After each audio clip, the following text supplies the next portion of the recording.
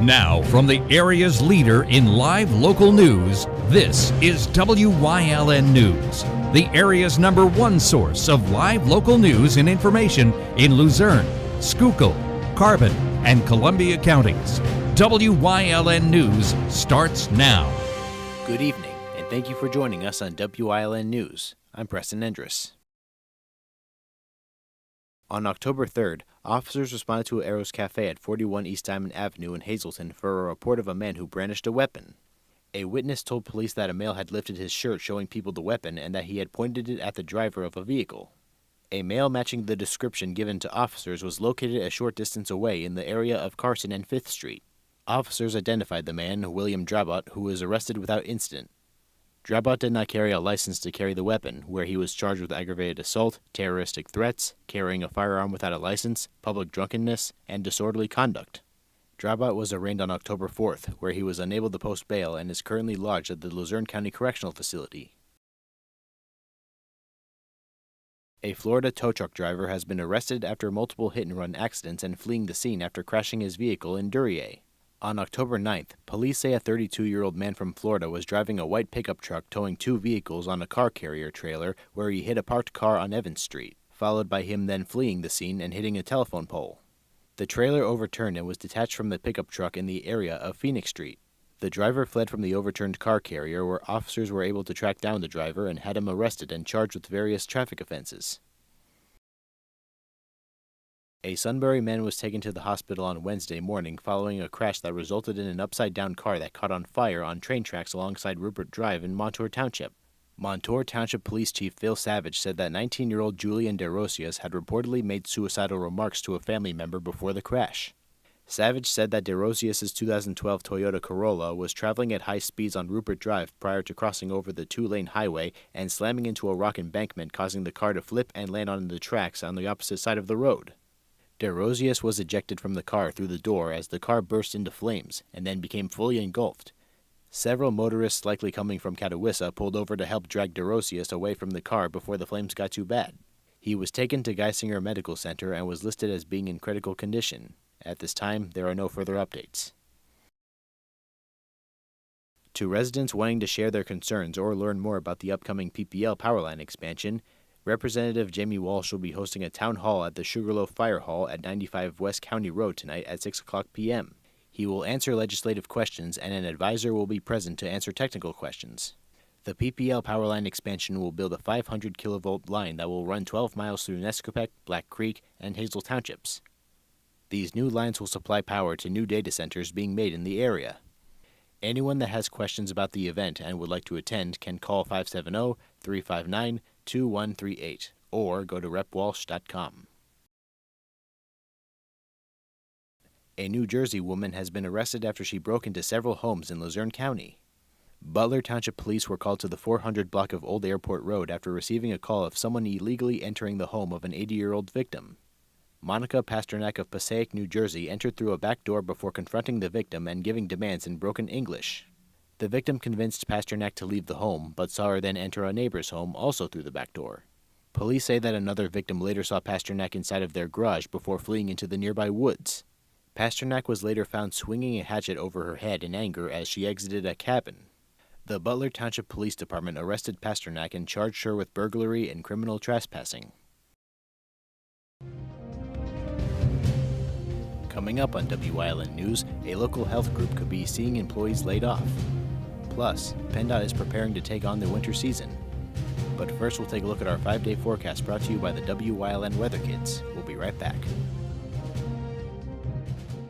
Brought to you by Lehigh Valley Health Network, part of Jefferson Health. If you were saved by the bell and made epic mixtapes, it's time for a mammogram. Screenings help find breast cancer early when it's more treatable. Schedule today at lvhn.org/mammo.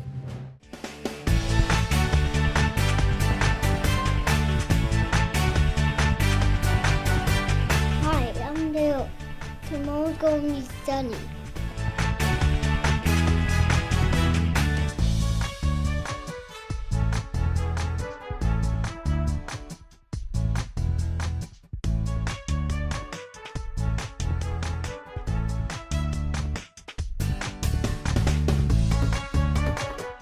We want your child to be our WYLN Weather Kid. Your child can be our feature weather reporter of the day on WYLN News and WYLN social media posts, just by using your smartphone or any video recording device. It's easy. All ages are welcome, from toddlers to teens. To find out how, go to the weather section of WYLNTV.com or look for our post about it on the WYLN News Facebook page. Submit your Weather Kid video today. When emergency strikes, trust your care to the all-new ER at Lehigh Valley Hospital, Hazleton. With a facility that's now twice the size. Experienced nurses who see you right away. A quick assessment process makes sure you get the care you need. Advanced technology on site. Safe, private treatment rooms, and a peace of mind that only this level of care can bring. When it matters most, trust your partner in emergency care. Lehigh Valley Hospital, Hazleton. Guys, do you really doing the season? Yeah. We've got the best deals. We've got the lowest price guarantees. We got enough inventory for everyone in Hazleton. And the season starts, and it's starting right now. Yeah! The lowest price guarantee. Yeah.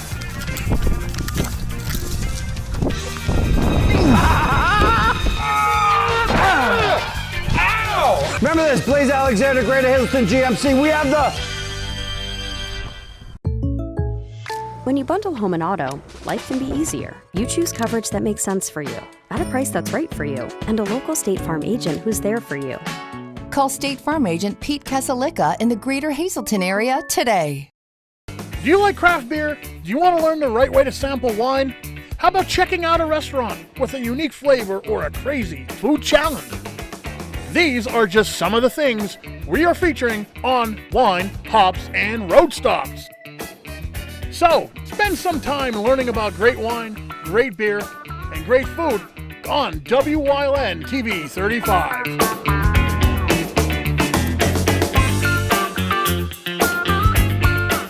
Come shoot at Whitetail Preserve 118 Boulevard Road in Bloomsburg. Their skeet, trap, and sporting clay fields are professionally designed, and all stations are handicap accessible. Whitetail Preserve has resident shooting instructors certified by the NRA in shotgun, rifle, pistol, home safety, and personal protection in the home. Whitetail can also cater any size event, whether it be a private party, corporate event, or wedding. Call 570-384-2314 or 570-790-8969.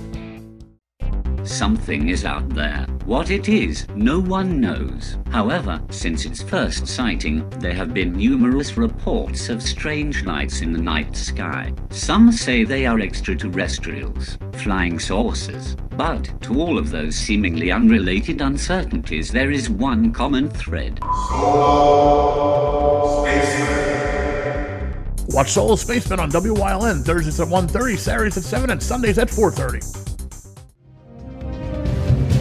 Welcome back to WYLN News. Piston Area Superintendent Kevin Booth, who was arrested on October 5th on simple assault and harassment charges, has checked himself into rehab for at least a month. Booth was due in court on Thursday morning to answer to a protection from abuse order obtained by his wife Jessica Booth. That hearing was delayed at Booth's request. Attorney Kurt T. Linnott wrote in a notion that continuance in the hearing was necessary, with Kevin Booth being unable to show up to court due to being admitted to inpatient treatment for a period of at least 30 days. Luzerne County President Judge Stephanie J. Salavantis has postponed the hearing until November 20th. Booth's criminal charges hearing is continued until November 18th. Booth remains free on a $2,500 unsecured bond following his arrest. The Pittston Area School District has refused to reveal Booth's employment status following the arrest. Jefferson Health, the parent company of Lehigh Valley Health Network, announced that it will be laying off about 1% of its workforce across all subsidiaries. About 600 to 700 of its 65,000 employees will be laid off. Jefferson has not released specific information about what sectors or locations will see these cuts. Dr. Joseph Cacchione, CEO of Jefferson, in a statement said that the move was made to ensure Jefferson remains strong and be able to invest in expanding access to care, advancing innovation, and supporting those who rely on us the most. The Medicare open enrollment period opened on Wednesday, October 15th, and you can now add or change your benefits for the 2026 year. The period is open until December 7th, and the changes you make will go into effect on January 1st, 2026. During this period, you can get free assistance in choosing what plans are right for you through the Pennsylvania Medicare Education and Decision Insight, or PA-MEDI. They can be reached at 1-800-783-7067 from Monday through Friday, 8 o'clock a.m. to 5 o'clock p.m. The Millville Fire Company responded to a call in Orangeville on Wednesday afternoon around 3:30 p.m. about a truck for Bob Craig's tree service on fire near Cardinal Road and Austin Trail. According to Leanne Craig, the business owner's wife, the incident occurred when the driver and passenger were on their way back from a job going uphill and they heard a pop and the truck lost power. When the driver opened the hood, he saw flames coming from the engine. He tried to put them out, but they spread too quickly. Business owner Bob Craig took to Facebook to post an update on the incident, saying, "Equipment can be replaced, but people can't." Thankfully, everybody involved is safe. Winter is coming up in Pennsylvania. The PA Department of Transportation Secretary Mike Carroll and PA Turnpike Commission Director of Maintenance John Del Ricci amplified the Shapiro administration's efforts to prepare the Commonwealth for the winter and provided guidance on how Pennsylvanians can gear up for the upcoming winter travel season, as well as highlighting job opportunities. They are urging the public to prepare yourselves and your vehicle before winter begins. Motorists should prepare for potential wintry weather by ensuring they have supplies in their cars before heading out, such as food, water, blankets, extra gloves, cell phone chargers, windshield brushes, and scrapers. Motorists should also know when you encounter snow or ice-covered roads, they should slow down, increase their flowing distance, and most importantly, buckle your seatbelts and avoid distractions. PennDOT is prepared with its vehicles and systems to support roadway safety during the winter months. The public can access travel information on nearly 40,000 state-maintained roadway miles year-round at 511pa.com. Coming up on Katowice's News Choice, we get more insight into the upcoming Partysville Haunted Trail on Community and You. Plus, WYLN historian Chris Fulmer leads us down the path through history with Turbotville Part 3. And stay right here on WYLN. We'll be right back. And you will love the feel-good feeling you get when you shop at Grand Central in Nescopeck and Hazleton. You will enjoy a no-pressure professional sales staff, experienced delivery crew, service after the sale, And don't forget, everyday low prices. no matter what you're shopping for in your home, we have you covered with top brand names like Flex Steel, Lazy Boy, England, and Dillon Custom Rugs. With our enormous selection and the flexibility to finance interest-free for up to 60 months, Grand Central makes it easy to make your house a home. For a better customer experience, visit Fairway Subaru in Hazleton. Fairway Subaru has been providing generations of customers with Subarus. With exceptional customer service they've come to expect. Check out our selection in person or at fairwaysubaru.com. Fairway Subaru, the right car, the right price, the right dealer.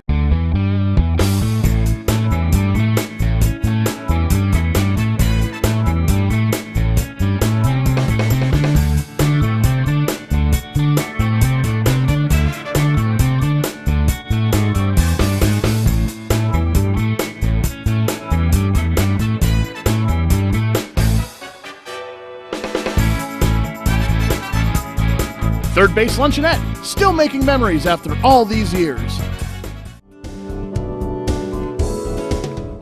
This week's episode of Let's Talk Chiropractic, we're going to have a guest, Claudine, and we're going to talk about her experience with chiropractic and some of her personal experience with autoimmune diseases.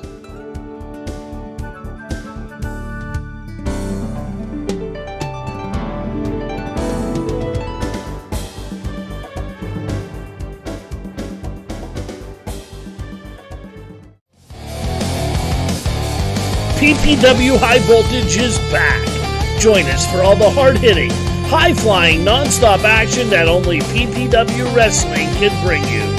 Join us each and every week as we bring you the action from the Slatington Expo Center, Saturdays at 4:30, Sundays at 10 p.m., only on WYLN. PPW Wrestling, the best in independent wrestling. WYLN programming is online all the time. Visit our website at WYLNTV.com to check out archive shows and a live stream of our broadcasts. And don't forget to visit all of our social media pages for breaking news, weather, and sports. You can also head directly to our YouTube page for all our programming at youtube.com/WYLNTV35. subscribe, and ring that bell so you get notified every time there's a new show available online. WYLN TV 35 is expanding and is on the hunt for a dynamic salesperson to join our vibrant team. If you've got the passion and the drive, we want to hear from you. Send your resume to the email displayed on your screen. Don't miss this great opportunity.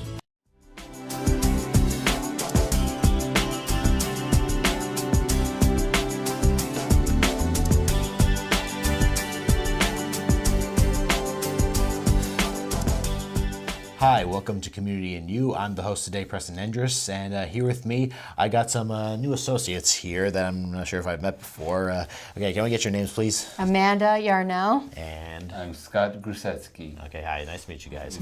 Nice to meet So I see that we're all here ready for the spooky season, as we've been in October for at least 2 weeks so far. So I see we have a fun event going up. Who wants to give a little overview on what's going on? Scott could do it. Well, it started 27 years ago in some woman's house, and it's evolved over the years into this huge haunted trail. A lot of people come to it.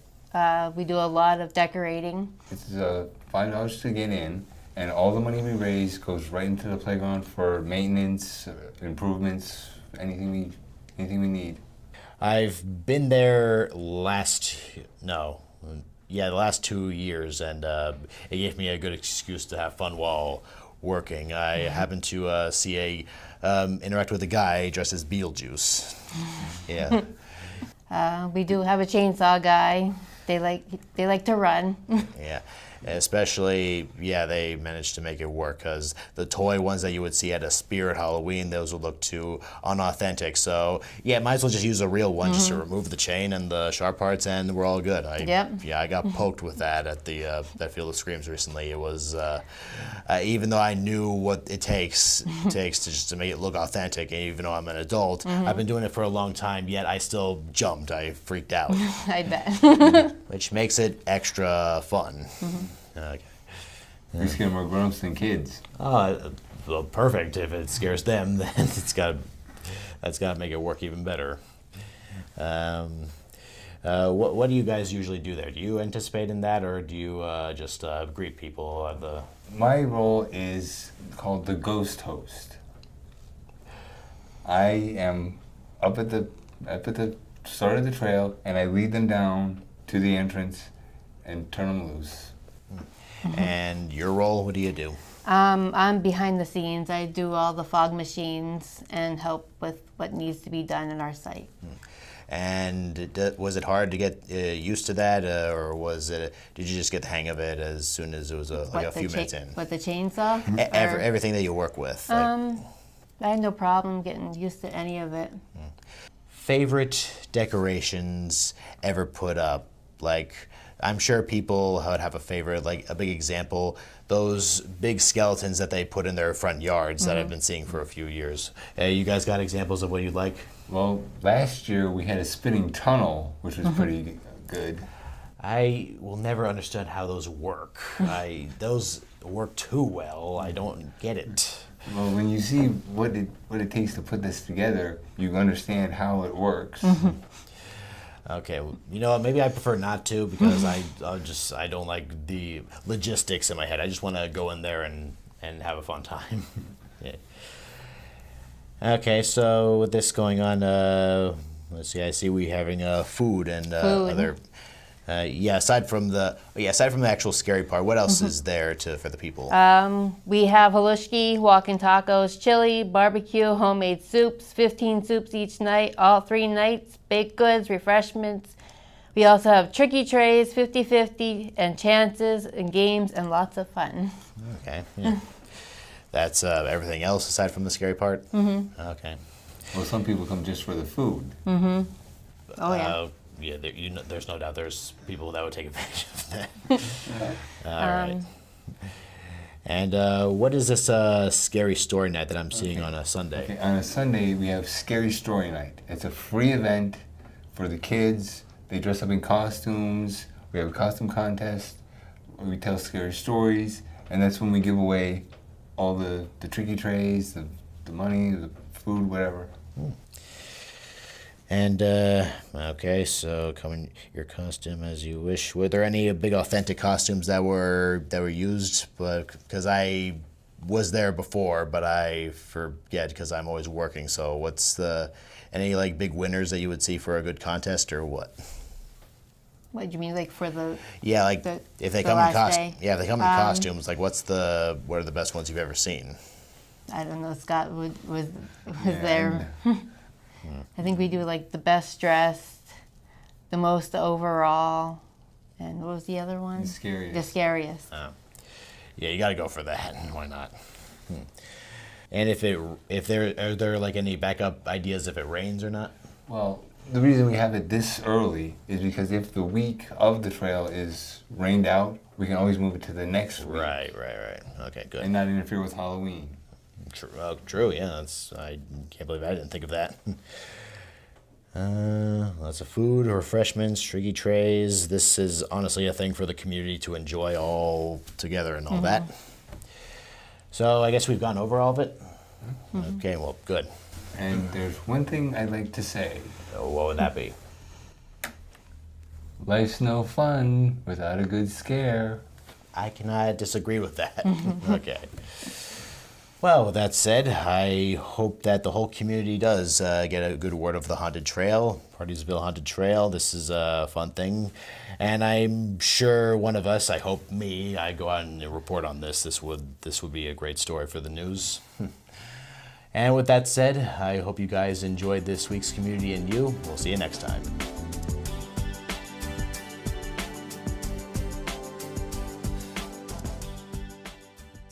It's cold out there. Call S.J. Kowalski for the best products and solutions to help lower your energy costs and keep your family safe and comfortable this winter. Our professional team has unparalleled experience with all the latest innovative types of heating systems. We're a Lennox Premier dealer, installing high-quality equipment, providing the ultimate experience in comfort and climate control while being energy efficient.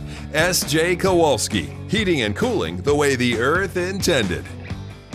Are you sitting at home living in pain? Maybe it's in your hands, maybe your back or your hips. The good news is you don't need to live in pain. Why? Because there is Omega XL, a one-of-a-kind, natural, powerful joint relief supplement created from the green lip mussels of New Zealand. Drug-free, non-habit forming. It's small, easy to swallow, and it's backed by more than 40 years of clinical research. As I was getting older, my joints started to feel that wear and tear. But then I tried Omega XL and it changed my life. If you're experiencing daily aches and pains due to aging and overuse, try Omega XL and see the difference it can make in your life. Buy one, get two free. 2 bottles of Omega XL plus Vitamin XL D3, a value of more than $85. Call today and you pay only $39.95. Plus, you have nothing to lose because it's backed by our 60-day money-back guarantee. Call now.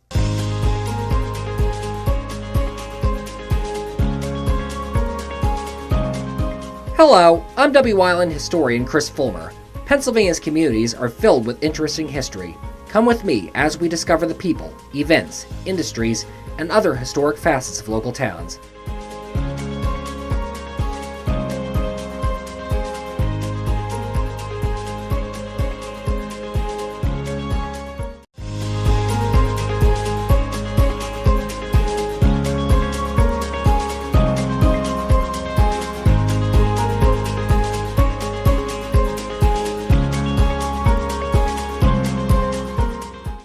August 11th, 1900 started as a normal day in Turbitville.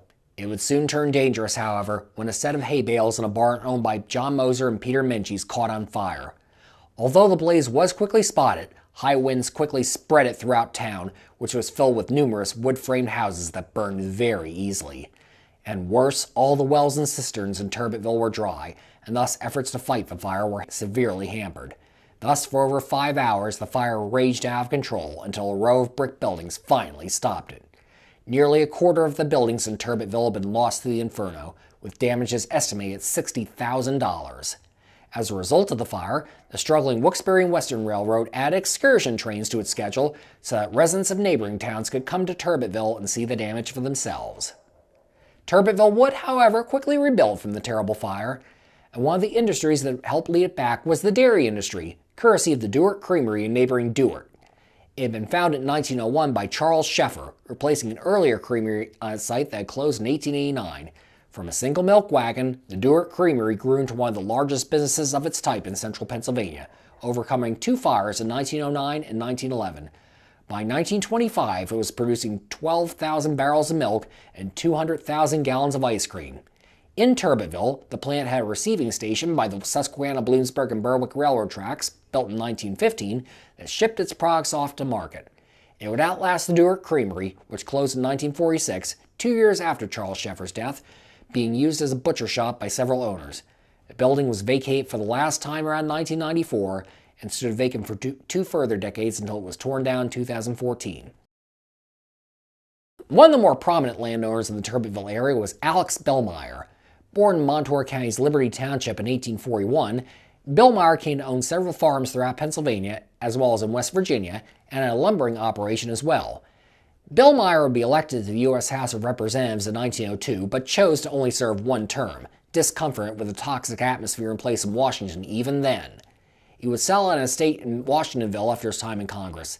Billmeyer then came up with the idea of opening a game preserve on his property following a hunting trip, deciding, "Something told me that I had to raise a deer to make up for the one I shot, and I thought it won't be much harder to raise a lot of them." And so he purchased wild game and opened his grounds to the public. 20 elk, 70 deer, and numerous wild turkeys soon roamed what became known as Billmeyer Preserve. Tourists came from all over to visit the preserve, which offered free admission, and soon became a popular place for church and family picnics. The most popular attraction at the preserve was the elk stag Jumbo, who weighed over 1,000 pounds and had a 5-foot set of antlers. Jumbo would be a special guest in the 1907 Benevolent and Protective Order of Elks Convention in Philadelphia, which he arrived at in a special train car. During the convention, he greeted attendees atop the North American building, which he had been lifted atop of on a sling, then pulled through an upper window. Alex Billmeyer died in 1924, and 4 years later, his son Harry, acknowledging he was increasingly unable to feed the animals, sold the herds off to a West Virginia oil baron. The hills and fields around Turbitville were rich with limestone. Many area farmers would build lime kilns on their lands to harvest lime for use in their fields. The usual procedure in doing so would be to burn the limestone at high temperatures for at least 3 days to burn off the carbon dioxide, then to scrape the lime powder off the kiln floor and barreling it for transport to market. Mass industrial production of lime in Turbitville get a boost in 1902 when the American Limestone Cement Company was chartered. It set up operations on Shell Road with a quarry, several kilns, and a railroad sign connecting to the Pennsylvania Railroad. Numerous other quarries in the Turbitville area also donated to the production of limestone, among them the Geisinger, Shower, Williamson, and Yerg quarries. Today, the remains of the kilns can still be seen on Shell Road. Even in ordinary towns like Turbitville, disagreements can sometimes turn deadly. Such will be the case on December 8, 1917. On that morning, local farmer Ward Plott set off with his son Roy to go rabbit hunting. Along the way, they happened to pass their neighbor John Reynolds, who was walking along the road behind a milk wagon driven by his wife. Tensions had been high between the family for some time. As the parties passed each other, Reynolds furiously accused Plotz of hunting on his land. The rhetoric between Plotz and Reynolds quickly escalated, with the latter, according to Roy Plotz, using abusive and threatening language toward his father. Deciding to make a stand, the Plotzes went into town to the Justice of the Peace's office and filed a formal legal complaint against Reynolds. They then caught up to Reynolds and his wife on the road and informed them of their actions. It was then that Reynolds bashed Ward Plotz over the head with the heavy pitchfork he was carrying, sending him down to his knees. He then hit Plotz a second time before jumping into his wife's wagon and taking off. Roy Plotz ran back to his family and got a doctor to take his father to the hospital in Danville. The local police quickly located John Reynolds, who expressed guilt for his actions, and requested to see the elder Plotz in the hospital. This request would be granted, but any reconciliation between the men was hampered when Plotz succumbed to his injuries. Reynolds will be charged with his death, although he argued that Plotz had aimed the shotgun he'd been carrying at him, prompting him to swing his pitchfork in self-defense. Roy Plotz countered that his father never actually raised his gun toward Reynolds. Ultimately, a perhaps guilt-ridden Reynolds pleaded guilty to voluntary manslaughter and was sentenced between 6 and 8 years in Philadelphia's Eastern State Penitentiary. Ward Plotz today rests in Turbitville Cemetery.